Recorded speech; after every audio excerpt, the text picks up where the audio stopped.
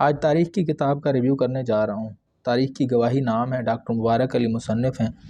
یہ بیسیکلی کتاب جو ہے وہ مختلف مضامین پر مشتمل ہے جو کہ جہان پاکستان اخبار میں شائع ہوتے رہے ہیں، اور 144 پیجز پر، نہایت چھوٹی سی کتاب ہے اور 144 پیجز پر مشتمل ہے۔ اس میں جو مضامین ہیں وہ انٹرسٹنگ سے ہیں۔ جیسے شروع میں جو مضامین انہوں نے لکھا ہے کہ وہ لوگ جن کے بارے میں تاریخ کچھ نہیں بولتی، ان کے بارے میں ڈاکٹر مبارک علی نے بولنے ہیں، جیسے کہ گداگر ہیں، جیسے کہ گھریلو ملازمین ہیں، جیسے کہ دلت اور اچھوت ہیں۔ تاریخ ان کے بارے میں، ان کا تاریخ میں ذکر نہیں آتا، لیکن بہرحال یہ تاریخ کا حصہ ہوتے ہیں، اور ان کا تاریخ میں کس طرح ذکر نہیں ہوا، کیوں نہیں ہوا، اور اس طرح انہوں نے ایک مضمون لکھا ہے اس کے بارے میں۔ اچھا، روشن خیالی کی تحریک کے بارے میں لکھتے ہیں کہ یہ یورپ میں جب یہ تحریک شروع ہوئی تو اس کے بعد اس کی ترقی ہوئی یورپ کی۔ اس سے پہلے جو ہے وہ سارا چرچ کے پاس حساب کتاب ہوتا تھا، اور چرچ والے جس کو چاہتے تھے کافر قرار دے دیتے تھے، اور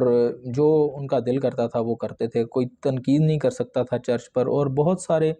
فلسفی اور سائنسدانوں نے قربانیاں دی ہیں، اور اس کے بعد جا کے یورپ میں ترقی ہوئی ہے۔ تو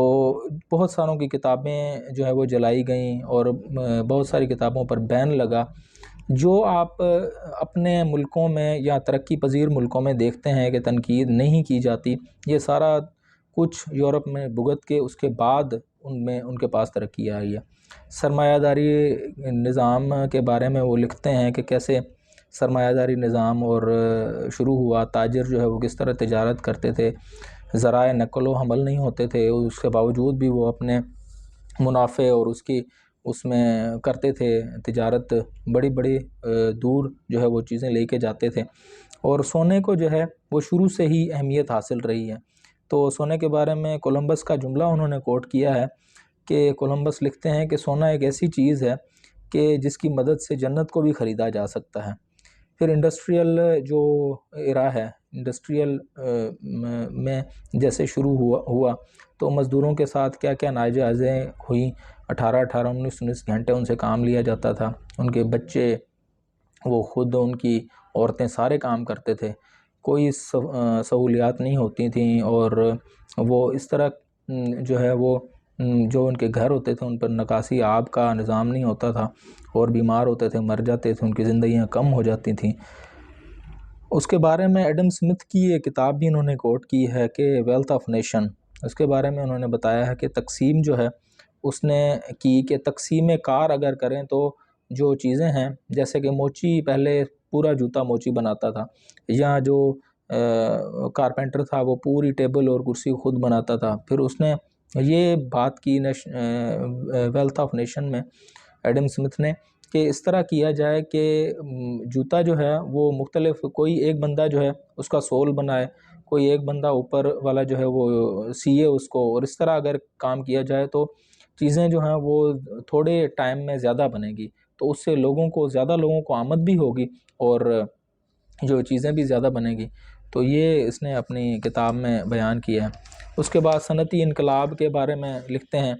کہ اس کے کیا کیا نقصانات ہوئے، ماحول کو تباہ ہو گیا صنعتی انقلاب جب آیا، تو شروع میں لوگوں نے بڑی مخالفت بھی کی اس کی، بہرحال اس سے ماحول کو بہت نقصان تو ہوا ہی ہے صنعتی انقلاب سے،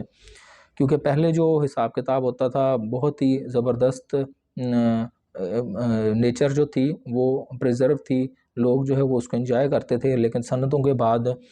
ماحول بھی گندا ہونا شروع ہو گیا، عمارتیں جو ہیں وہ کالے دھوئیں سے، پہلے تو انجن چلتے تھے تو اس وجہ سے وہ ساری